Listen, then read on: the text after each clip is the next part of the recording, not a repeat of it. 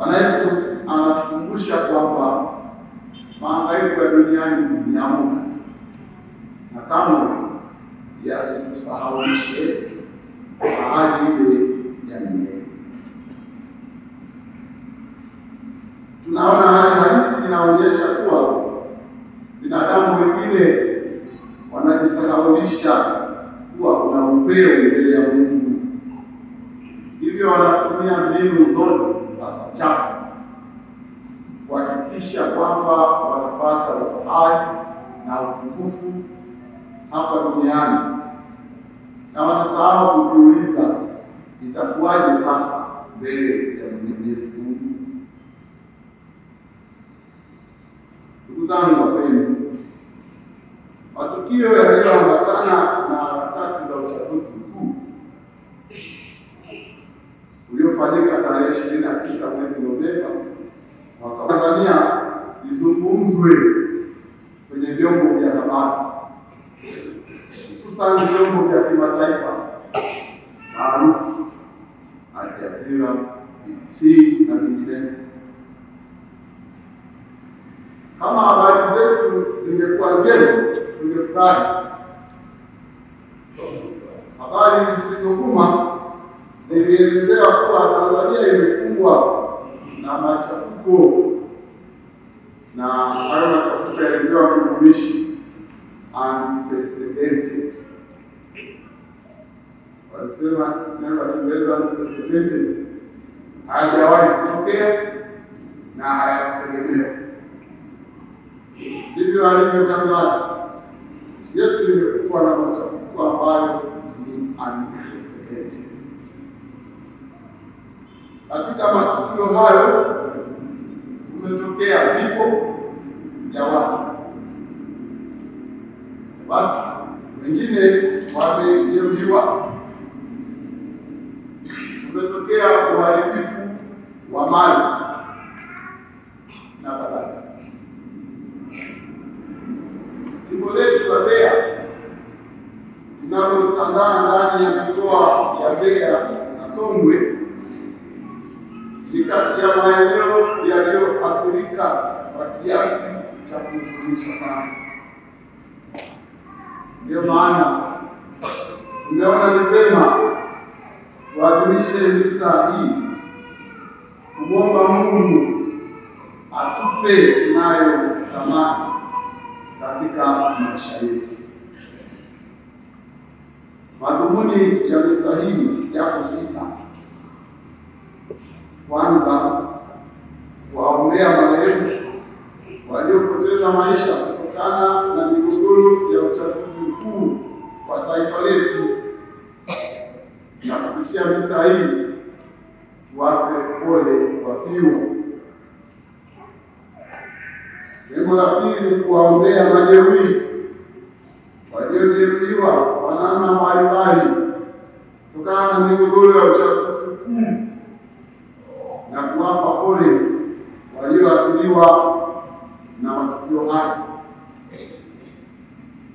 Lengo la tatu ni kumwomba Mungu asaidie jitihada za kuwapata waliopotea kutokana na migogoro hiyo. Naomba tusaidie tuwapate wakiwa hai, ni mema sana. Wakiwa wafu basi walawe. Lengo la 4 ni kuwapa pole waliopoteza mali zao kutokana na migogoro hiyo.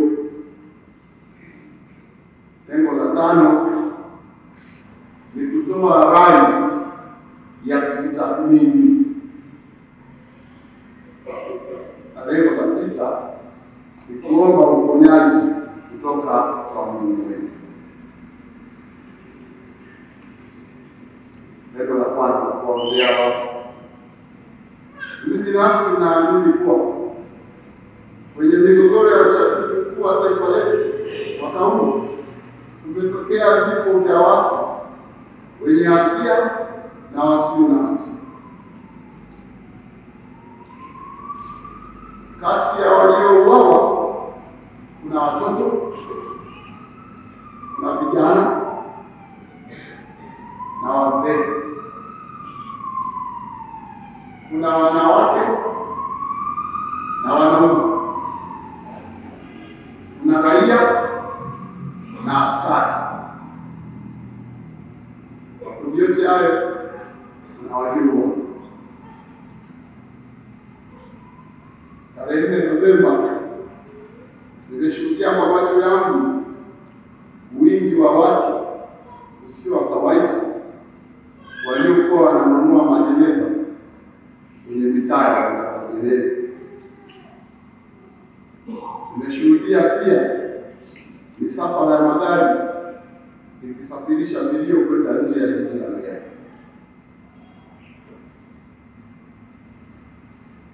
Marehemu walio wengi waliuawa kutumia silaha za moto, yaani bunduki,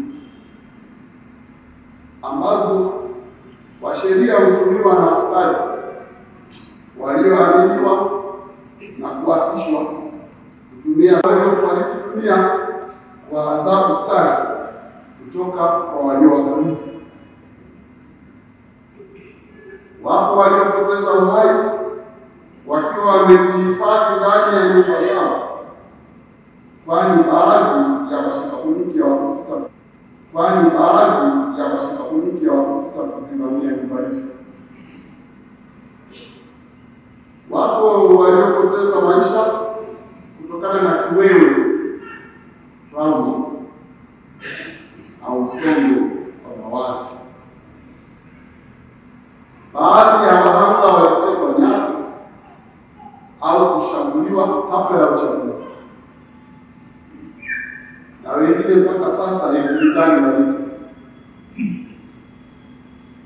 Wengine wamekutwa na madhira haya wakati uchaguzi ukifanyika au ukiendelea. Hawa wote na wengineo ni wahanga wa uchaguzi mkuu. Wahanga hawa wameleta simanzi kubwa nchini Tanzania, kwa kuwa matukio ni mengi kwa wakati mmoja. Hatujui tumpe nani pole na tumwache nani. Misa hii ipo kwa lengo la kutoa pole kwa wote.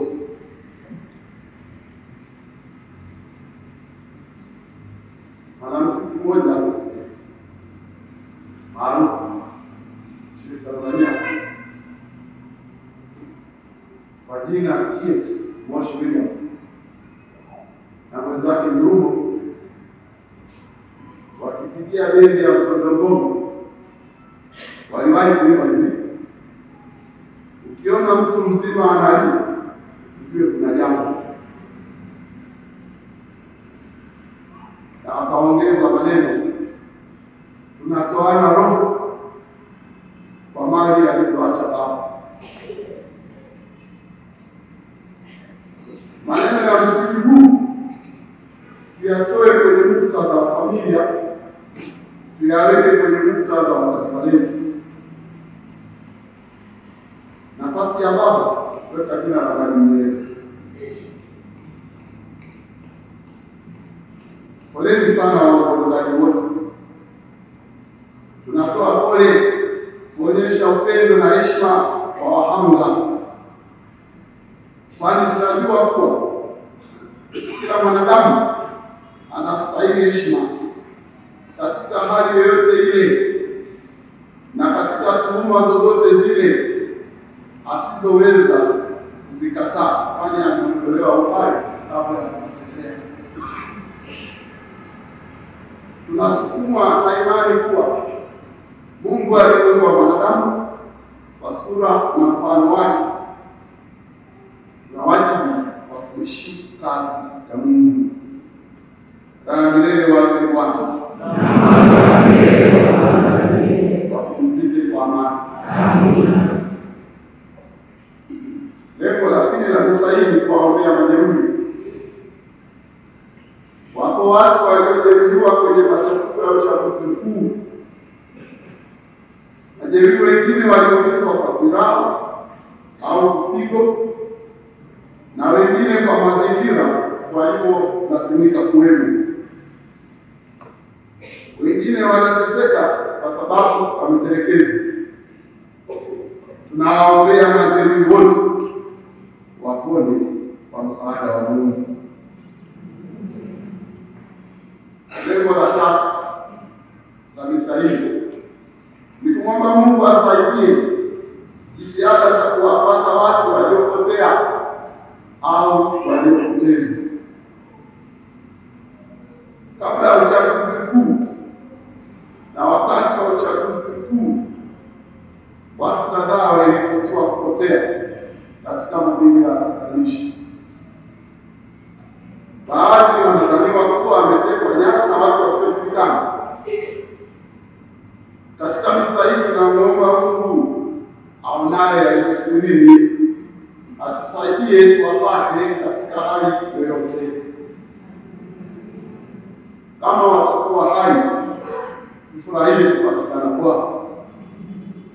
Kama wakiwa wafu, tuomboleze, tuwazike kwa heshima za kiutu, tuwaombee amani ya Mwenyezi Mungu na kisha tuhitimishe msiba. Anayeendelea kuwaficha anatunyima haki hizo za kiutu. Lengo la nne ni kuwapa pole waliopoteza mali zao kutokana na migogoro hii. Katika hekaheka za uchaguzi mkuu kumetokea uhalifu na hata upotevu wa mali za umma na za watu binafsi. Katika misa hii hatusiti kuwapa pole wote walioathirika kwa hasara mbalimbali. Tumeyaona majengo na magari yaliyochomwa moto na tunayaona makovu ya moto kwenye barabara zetu za lami. Tunatoa pole sana kwa wote. Yamkini Mwenyezi Mungu ameruhusu haya ili tukutuke kutoka kwenye usingizi unaotusahaulisha mambo ya msingi. Lengo la tano, kutoa mwaliko wa kutathmini. Napenda kusema kama alivyosema kiongozi wa makanisa ya CPCT siku alipoapishwa rais. Alisema nchi yetu imetikiswa na kumekuwa na mgawanyiko. Tunaweza kweli kujiuliza siku ile nchi yetu ilionekanaje? Ukipita nilijaribu kuhesabu makovu ya moto pale Mpemba. Haraka zaidi ya 20 sehemu tu ya Mpemba. Lakini ilikuwa naenda Kigoma nadhani inaisha. Hayo ni barabara kuu. Lakini najua kulikuwa na mioto mingine pembezoni. Na nahisi mioto hiyo ilikuwa yote inawaka kwa wakati mmoja. Sasa nchi yetu inaonekanaje kama vile nchi ilikuwa inaungua? Unaweza kuona mioto kama hiyo iliwashwa Tunduma, iliwashwa Mpemba, Mloo, Malizi, Mbeya, Uyole na kwingineko. Kulikuwa na mioto mingi ikiwaka kwa wakati mmoja. Nafikiri na mbinguni walishangaa. Nafikiri watu naamini kuna uzima baada ya nafikiri walishangaa au walilia. Mtu akitembelea kwenye nchi ambazo kuna machafuko ya kivita ataona hali halisi inayodokeza sababu za hali hiyo ya vita. Nilitembelea nchi moja. Nilipofika cha kwanza kuona uchafu uliokithiri mitaani, ubovu wa barabara, ubovu wa majengo, ukosefu wa nishati uhaba wa huduma muhimu za kibinadamu, na hata nilipoelekea kupanda ndege hata sikukaguliwa. Sio mimi tu na abiria wengine wengi kama kuingia kwenye daladala. Hapo nilitambua moja kwa moja kuwa hakika hapa inawezekana wanapigana ili kuondoa hali mbaya. Ukitembelea nchi yetu hata leo hii utaona hali tofauti. Miradi mikubwa inaendelea. Je, barabara zinajengwa, madaraja yanajengwa, miundombinu muhimu inaendelezwa, taasisi za huduma zinaendelea na kazi zake, na usafi unazingatiwa. Unabaki na swali hili: kwa nini sasa nchi imefikia hatua hii mbaya? Majibu yanaweza kuwa mengi. Baadhi yake ni haya: labda kuna watu hawaoni mazuri yake, labda hayo yanayoonekana ni sukari kidogo juu ya kijiti kigumu kisicho na ladha. Labda wanaotenda mabaya ni wewe na wahuni. Labda wanaotenda mabaya ni maadui kutoka nje waliojaa husuda. Labda waliotenda hayo walikodiwa kutoka nje. Labda waliotenda hayo wana chuki binafsi. Labda hasitaishi. Lakini nitafakari kidogo. Sidhani kama wewe wanaweza kujitokeza kwa wingi kwa wakati mmoja. Sidhani kama wahuni wanaweza kujitokeza kwa wingi na kuratibu uhuni wao kwa wakati mmoja. Hata wahuni hawawezi kufa kwa sababu za mjini. Sidhani kama mahasidi wa nje wanaweza kuvamia nchi yetu kirahisi hivi, wakati tunatumia rasilimali nyingi kuimarisha vyombo vyetu vya ulinzi na usalama. Tutake tusitake, lazima tukubali zipo sababu za msingi zinazosababisha hali hii mbaya. Ninaamini sababu hizi hazikuzuka ghafla. Inawezekana kabisa yaliyotokea ni kupasuka kwa jipu lililokuwa na usafi uliojikusanya kwa muda mrefu. Jipu likipasuka lenyewe sio tiba sahihi. Bado mgonjwa atahitaji uangalizi wa daktari. La sivyo atajitokeza majipu mengine mengi, na tena kwenye maeneo hatarishi na yanayofedhehesha, na tiba yake itakuwa ngumu na ya gharama kubwa. Tulipopata machafuko kule Sudani, eneo la El Fasher, kulikuwa na machafuko yanayoendelea. Habari zetu na za Sudani zilirindima kwenye vyombo vya habari. Nchi ya Marekani ilionya kuwa El Fasher inaweza kuwa uwanja mpya wa vita.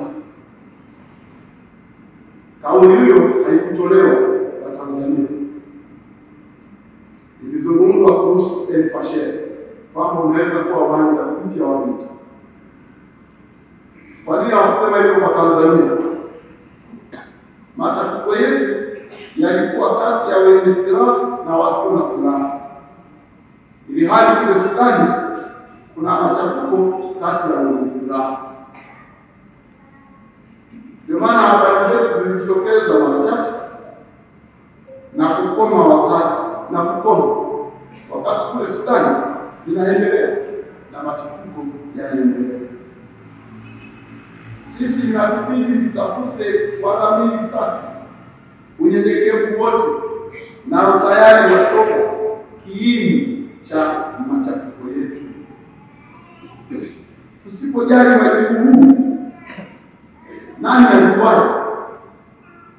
siku moja nasi tutakuwa kama Elfasheti. Tusisahau kuwa wapo watu wanaoishi kwa kanuni ya kufa sana. Kuna watu wanaoona fursa za faida kwenye kila machafuko. Tusiruhusu watu hao watumie fursa hizo kwenye nchi yetu. Lengo la sita, kumwomba Mungu aliponye taifa letu na kujiepusha na migogoro. Katika misa hii tunasali kumwomba Mwenyezi Mungu atuponye sote. Ninawasihi kwa unyenyekevu wafiwa wasamehe, na wawe tayari kuanza upya, sio kama waoga, bali kama majasiri walio tayari kujenga upya yaliyoharibika kwa faida ya walio na wajao. Au yakiharibika ni ishara wazi ya uwezo wa uongozi. Kwa dhamiri safi tujichunguze na tutoe maamuzi ya kujasiri. Gazeti la Uhuru la tarehe 7 Novemba ilibeba kichwa cha habari, amani utulivu yazidi kuimarika. Nikajiuliza, kwa nini mhariri ya kuweka neno haki? Ameandika amani utulivu yazidi kuimarika. Kwa nini hakuweka neno haki? Mimi ningekuwa mhariri wa gazeti hilo Kongo, ningeandika haki, amani na utulivu yazidi kuimarika kama kweli. Labda aliacha neno haki kwa sababu hakuona dalili zote za uwepo wake. Tunahitaji haki na amani na sio utulivu usio na tija. Haki na amani vikiwepo, kwa uhakika tutapata utulivu, tutaendelea, na wenye sifa za kufanya vizuri watakuwa sababu ya matumaini ya Mungu. Tuungane sote, jamii ya Wakristo Wakatoliki jimbo la Mbeya, kumwomba Mungu haya malengo ya misa hii yatimie. Wafiwa wafarijike japo ni ngumu kwa uchungu walionao. Majeruhi wetu waponywe, waliopotea patikane na hali yote ile. Waliopoteza mali wawe na ujasiri, maadamu wana mali, nafasi iko bado, kirekebisha yale ya msingi, yale tuliyopoteza yatapatikana. Tuendelee kuomba Mungu atusaidie kwa dhati kukiri mapungufu yetu, tuwe na toba ya kweli inayoleta mageuzi na masahihisho ya msingi. Isiwe nafasi ya kulumbana na kupimana nguvu, nafasi ya kunyenyekea miguuni pake Mungu. Tuombe Mungu aendelee kupenda taifa letu, hajalitupa kama alivyosema mtoto wa Makabari. Hajalitupa taifa hili, anatufundisha kwa njia ngumu tuwe wanafunzi wazuri tunaoelewa haraka na kufanyia kazi mapenzi ya Mungu. Wengine yote yanaweza kurekebishika, isipokuwa roho za ndugu zetu hatuwezi kuwa nao kama walivyokuwa. Yale yanaweza kurekebishika, Mwenyezi Mungu atende. Hao wanaolala wapumzike katika amani na maisha yao yabaki kuwa ishara wazi ya namna ipasavyo kuishika imani yetu hata kufikia kwa karama. Dhambi leo wapo Bwana. Wapumzike kwa amani. Amina. Msifu Yesu Kristo.